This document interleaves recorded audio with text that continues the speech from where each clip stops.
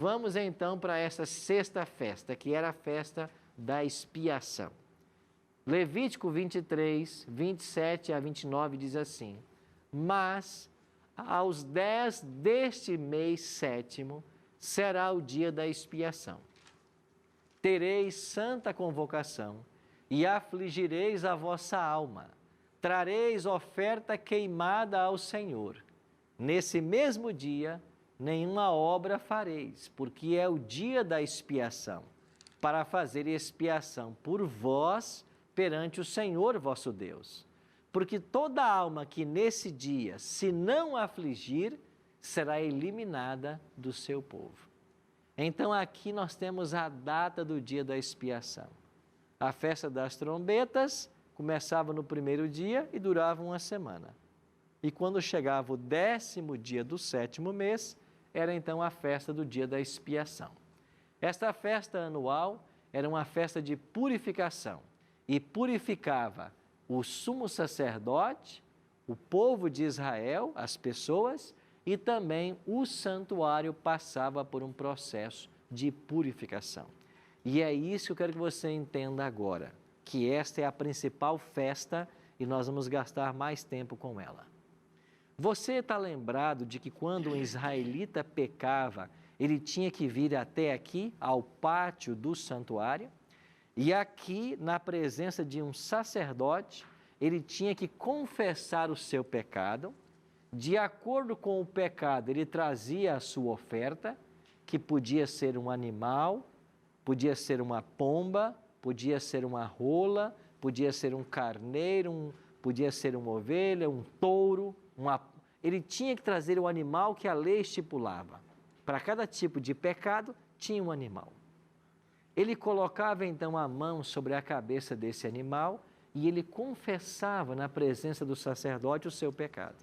Simbolicamente, o pecado saía dele e ia para o animal. Agora ele pegava um cutelo, um tipo de faca, e matava o animal. É por isso que Hebreus ensina que sem derramamento de sangue não há remissão de pecados. Então esse animal inocente morria, porque o salário do pecado é a morte. Então, para que o pecador não morresse, o animal morria.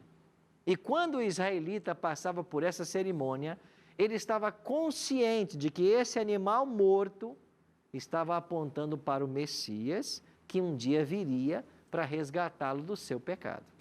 Agora, o sacerdote pegava esse animal morto, em alguns casos era colocado sobre o altar de holocausto, e aqui a carne era queimada. Alguns tipos de oferta, o sacerdote comia essa carne. E o sangue desse animal, em algumas circunstâncias, molhava os chifres do altar, era derramado na base do altar ou entrava para dentro do local santo com o sacerdote. E lá no local santo, ele aspergia esse sangue na cortina que separava os dois compartimentos e, em algumas circunstâncias, molhava os chifres do altar de incenso que ficava lá dentro do lugar santo. Assim o pecado saiu do pecador, foi para o animal e via sangue foi para o santuário. Agora o pecador estava perdoado. Ele podia voltar para casa com a sua consciência tranquila, porque o seu pecado foi perdoado. Só que esse pecado perdoado ficava registrado no santuário. E uma vez por ano, Deus estabeleceu que esse santuário tinha que passar por uma purificação, por uma limpeza. Esta limpeza não era apenas cerimonial, como também era física. Por quê? Porque as cortinas que recebiam sangue ao longo do ano tinham que ser lavadas. Havia um banho geral que tinha que ser dado para tentar se purificar tudo o que aqui havia. E o mais importante era o ritual de purificação desse santuário. Agora, como que era o ritual de purificação desse santuário? os pecados eram registrados no santuário e no dia da expiação entrava em cena a mais alta autoridade religiosa de Israel. Quem era ele? O sumo sacerdote. Sacerdotes haviam vários que trabalhavam em turnos, mas sumo sacerdote só havia um. E era uma função vitalícia, como hoje você conhece o Papa. O Papa tem uma função vitalícia. O Papa morre, se elege outro Papa. Assim era o sumo sacerdote. Nesse dia da expiação, o sumo sacerdote, que já havia mudado para o santuário dias antes, porque ele se mudava para o santuário alguns dias antes, para passar por um processo de purificação pessoal e pela família dele, para que no 10º dia ele estivesse pronto para interceder pelo povo. Então havia todo um ritual, onde ele tinha que matar um carneiro para a purificação do seu pecado. Depois ele entrava no santuário com o sangue desse carneiro, ia até o Santíssimo e diante da Arca da Aliança ele aspergia esse sangue. E ele fazia todo um processo ritual. E terminado esse rito no Santíssimo, ele saía. E quando ele saía, aqui fora, 2 bodes o aguardavam. E ele lançava uma sorte sobre esses bodes. E um bode era separado para o Senhor e o outro bode era separado para Azazel. Esta é a expressão que era dada para esse bode. Esse bode separado para o Senhor apontava para Jesus Cristo. Esse bode separado para Azazel apontava para Satanás. Então você tem aqui uma representação do grande conflito entre o bem e o mal. Agora, esse bode que caiu a sorte para o Senhor, o sumo sacerdote o matava e com o sangue desse bode, ele voltava lá dentro, no 2º compartimento, no Santíssimo, e ele fazia a purificação do santuário. Uma vez terminada a purificação, ele saía e quando ele chegava aqui, tinha um bode vivo, que era o bode para Azazel. O que ele fazia? Ele colocava a mão sobre a cabeça desse bode, fazia uma confissão pública e alguém pegava esse bode e levava lá para o deserto. E lá no deserto, esse bode morreria de fome. Assim, os pecados que o ano inteiro contaminaram o santuário, no dia da expiação era feita a purificação do santuário e, terminada a expiação, isso é interessante. Aí na sua Bíblia, em Levítico, capítulo 16, verso 20, diz claramente: terminada a expiação, fará chegar o bode vivo. Ou seja, o bode que representa Satanás, ele só entrava em cena quando terminava a purificação do santuário, para ensinar para mim e para você que o diabo não tem participação na purificação de pecado. Algumas pessoas querem dizer que esse bode não pode representar Satanás, mas tem que representar Cristo. Não, esse bode não representa Cristo, pelo menos por 2 motivos. Primeiro, porque a expiação terminava, era aí que ele entrava em cena, ou seja, esse bode não fazia parte do ritual de purificação do santuário. Segundo, esse bode recebia sobre ele a confissão desses pecados e ia para o deserto, mas a pessoa que o levava para o deserto ficava contaminada. E quando ela voltava, ela tinha que passar por um rito de purificação. Eu pergunto, Jesus contamina alguém de alguma forma? Claro que não. Então é lógico concluir que esse bode não pode representar Cristo, mas ele representa Satanás. E este ir para o deserto representa um período em que Satanás vai estar preso por 1000 anos, de acordo com Apocalipse, capítulo 20, versos 1 a 3. E assim como o bode morria no deserto, Satanás será destruído depois desse período de 1000 anos. Então perceba que este era o ritual ou a festa da expiação. E esses dois bodes tipificavam a Cristo e o outro Satanás. Então, na tipologia da festa da expiação, ela ilustra a obra de Cristo em favor do pecador. O sacrifício de Cristo foi completo, foi pleno. Tudo o que precisava ser feito para a salvação do homem, Cristo fez na cruz. Agora, os registros dos pecados, eles permanecem no santuário. Em qual santuário hoje? No santuário celestial. Então, assim como os pecados eram trazidos para o santuário terrestre e precisava passar por uma purificação, Cristo hoje está no santuário celestial e quando nós confessamos nossos pecados, nós temos o perdão, mas esse pecado confessado fica registrado no santuário celestial. E é esse registro que tem que ser apagado. Então, este dia da expiação apontava para uma obra que Cristo faria de intercessão e julgamento. E quando começou essa obra? No dia 22 de outubro de 1844. E quando ele terminar esta obra, ele vai voltar a essa terra.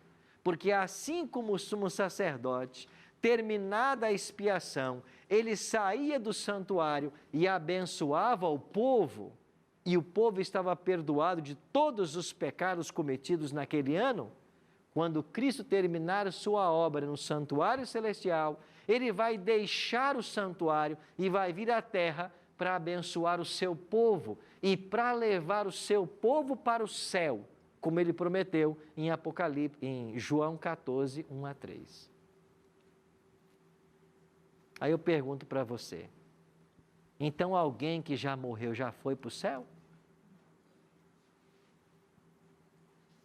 Alguém que morre já foi para o céu? Claro que não.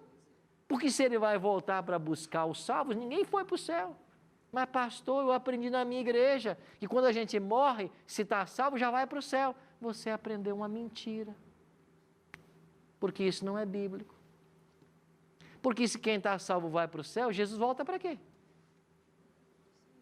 Aí você destrói uma doutrina que tem mais de 300 textos na Bíblia dizendo que Jesus vai voltar. Para quê? Para buscar os salvos. Então, com exceção de quem a Bíblia diz que já está no céu, e quais são as duas exceções? Moisés, ou não só duas só, né? Moisés, Enoque e Elias. Por nome são 3. Então, com exceção dessas 3 pessoas, que a Bíblia diz que já foram para os céus, está todo mundo aqui, sepultado, esperando a volta de Jesus. Doutora? Então, pastor, sobre o momento em que as festas representam 2 momentos. O momento o reino da graça e o reino da glória. Elas apontam para esses 2 momentos. Para esses 2 reinos. Isso aí. É certo que Jesus volta para levar os salvos. Ok. E o santuário representava a ida para perdão dos pecados naquele ano. Ok. Trazendo para os dias de hoje,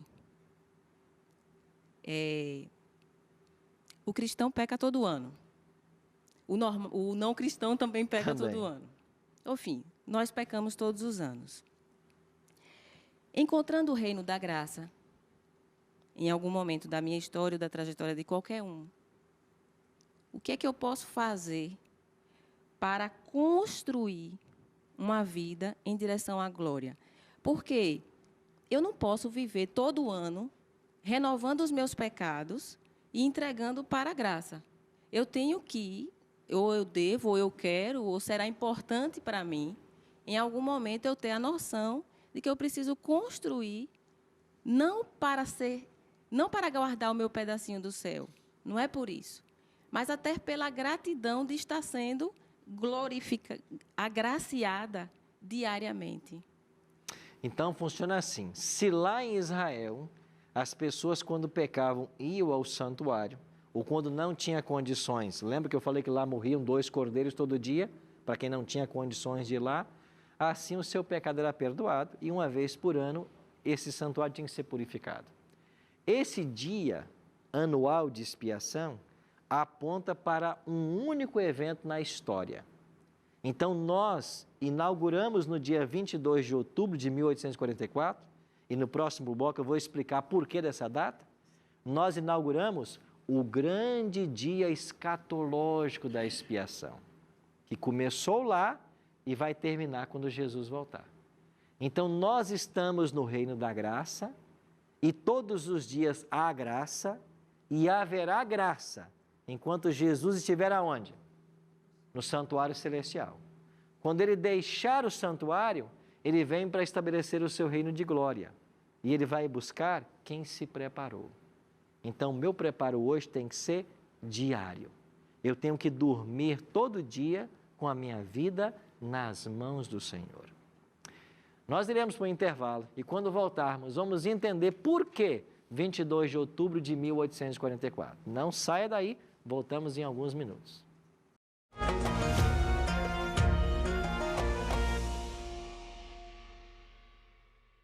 Meu nome é Débora, sou casada com o Márcio Nobre, temos 2 filhos maravilhosos, a Laura e o Arthur. Sou membro da Igreja Assembleia de Deus em Uberlândia e para mim está sendo uma alegria, um privilégio enorme de conhecer a Novo Tempo. E estou muito feliz. Conheci o Bíblia Fácil através de mensagens, de vídeos de WhatsApp que recebo de amigos. E eu sou muito grata por tudo assim, que está acontecendo, da gente estar aqui, porque é um presente de Deus. E também pelos programas tão maravilhosos que a gente vê, que são programas que transformam a vida das pessoas, né?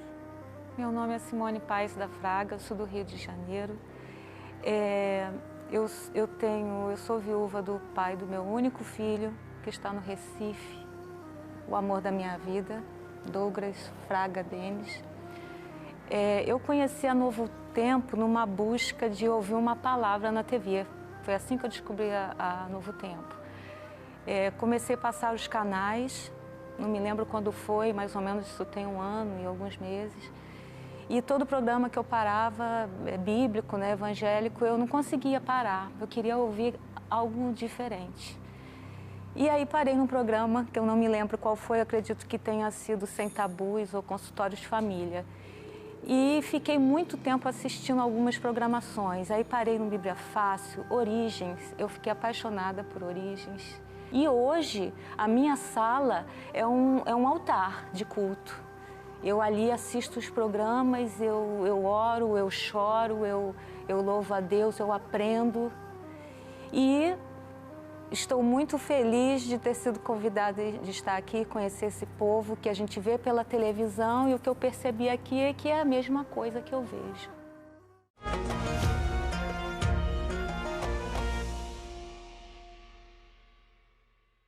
Estamos de volta com o programa Bíblia Fácil, aprendendo hoje sobre as 3 festas do outono. Você percebeu aí que nós terminamos o primeiro bloco falando sobre o dia da expiação. E por que nós acreditamos que o dia da expiação, ou o dia escatológico da expiação, começou em 22 de outubro de 1844? Já vou explicar já. Mas eu tenho aqui um presente para você. Se você quer um DVD, Santuário Caminho de Deus, que nós gravamos lá em Israel, com toda essa temática que eu estou apresentando aqui no Bíblia Fácil, você pode pedir agora o seu DVD pelo nosso WhatsApp, número 12981001615. Mande um WhatsApp e vamos mandar para você. Se você quiser, acesse o nosso site, novotempo.com/Bíblia Fácil. Ou então, em horário comercial, liga para nós aqui na Escola Bíblica. 12 21 27 3121. Durante o programa vai ficar aparecendo aqui a legenda com os números para você ter tempo de pedir o seu DVD. E é um presente para você, sem custo algum, ok? Quando terminamos o primeiro bloco, nós falávamos a respeito do grande dia da expiação. Em Israel, era no 10º dia do 7º mês. Esta festa apontava para uma realidade maior, como todas as outras. Quer dizer que em algum momento o santuário teria que ser purificado. Que santuário? Tem que ser o celeste, porque o terrestre deixou de existir. E uma vez que após Cristo nós não matamos mais animais para perdão dos nossos pecados, como que hoje eu sou perdoado? João explica: filhinhos meus, essas coisas eu vos escrevo para que não pequeis. Todavia, se alguém pecar, temos um advogado junto ao Pai, Jesus Cristo, o justo. Então, Cristo, com a sua morte na cruz, ele conquistou o direito de salvar todo ser humano. Agora preste atenção. Nós, adventistas, somos criticados por ensinar a doutrina do santuário. E alguns afirmam por aí que nós ensinamos que o sacrifício de Cristo não foi pleno. E por isso ele precisa continuar fazendo algo no santuário. Vou esclarecer para você. A Igreja Adventista do Sétimo Dia acredita que o sacrifício de Cristo na cruz foi perfeito, foi pleno. Ele cumpriu o que prometeu, morrer em nosso lugar. E com a sua morte na cruz, ele conquistou o direito de salvar todo ser humano. E ele quer que todos se salvem. João 3,16. Deus amou o mundo de tal maneira que deu seu Filho para que todo aquele que nele crê não pereça. Todos que quiserem ser salvos poderão ser salvos, porque Cristo morreu na cruz. Agora aqui vem o ponto delicado. Porque Jesus morreu na cruz, todos serão salvos? Isso é automático? Não. Ele morreu para salvar a todos, mas nem todos serão salvos. Quem será salvo? Aquele que crê. Crê em quê? No sacrifício que ele fez. Agora, assim como o israelita tinha que vir até o santuário para trazer a sua oferta, e ao matar aquele animal, demonstrar a sua fé no Messias vindouro, quando nós aceitamos a Cristo, nós precisamos que os méritos do sangue dele sejam aplicados à nossa vida. Na cruz, ele conquistou o direito de nos salvar, mas é no santuário que ele faz a aplicação dos seus méritos. É no santuário que ele aplica o seu sangue para a salvação daquele que anela. O sacrifício foi perfeito para salvar a todos. E agora ele pode, no santuário, aplicar o seu sangue, a sua justiça, para todo aquele que disser sim. E ele vai voltar para estabelecer o seu reino da glória. Mas quando voltar, ele vai ter que separar as ovelhas dos cabritos, como ele mesmo disse. Os salvos dos perdidos.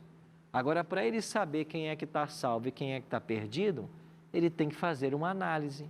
Essa análise é chamada de juízo. Então, a purificação do santuário celestial é um juízo que Deus realiza. E se era um dia lá em Israel, para nós agora é um período. E quando começaria? Agora abra a sua Bíblia. Você tem que ir para Daniel, capítulo 8, verso 14. Olha o que diz o profeta Daniel, no capítulo 8, verso 14. Daniel escreveu assim: ele me disse, até 2.300 tardes e manhãs, e o santuário será, o quê? Purificado. Daniel 8, 14. Quando se passarem 2.300 tardes e manhãs, o santuário será purificado. O que é uma tarde e uma manhã na Bíblia? É um dia. Lá em Gênesis 1, diz assim: criou Deus a luz, houve tarde e manhã o primeiro dia.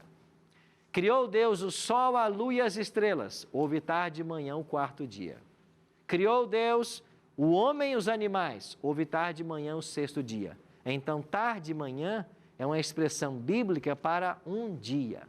Só que em se tratando de profecia, de acordo com Números 14, 34 e Ezequiel 4, 6 e 7, cada dia em profecia representa um ano literal.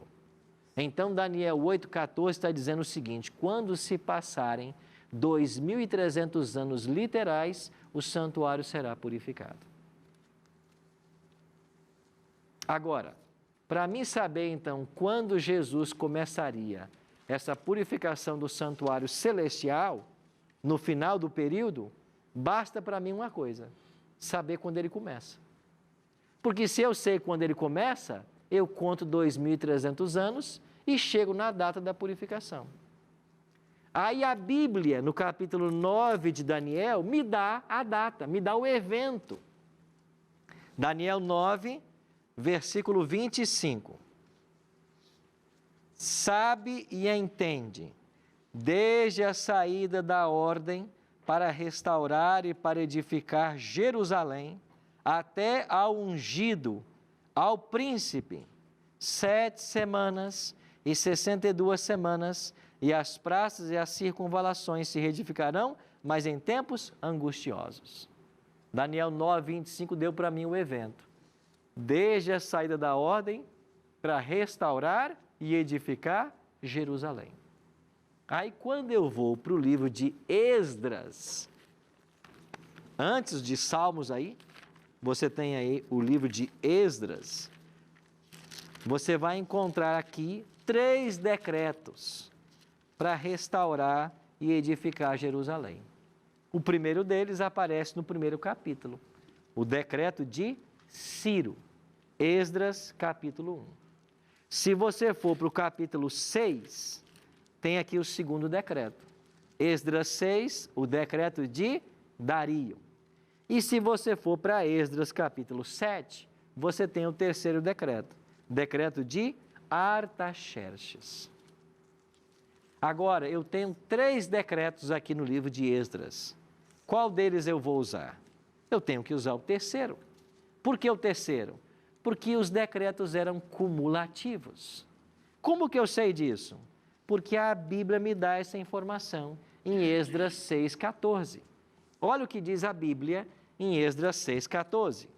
Os anciãos dos judeus iam edificando e prosperando, em virtude do que profetizaram os profetas Ageu e Zacarias, filho de Ido, edificaram a casa e a terminaram, segundo o mandato do Deus de Israel, segundo o decreto de Ciro, Dario e Artaxerxes, reis da Pérsia.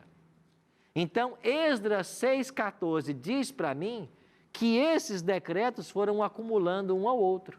Quer dizer que a ordem completa só aconteceu quando saiu o terceiro decreto.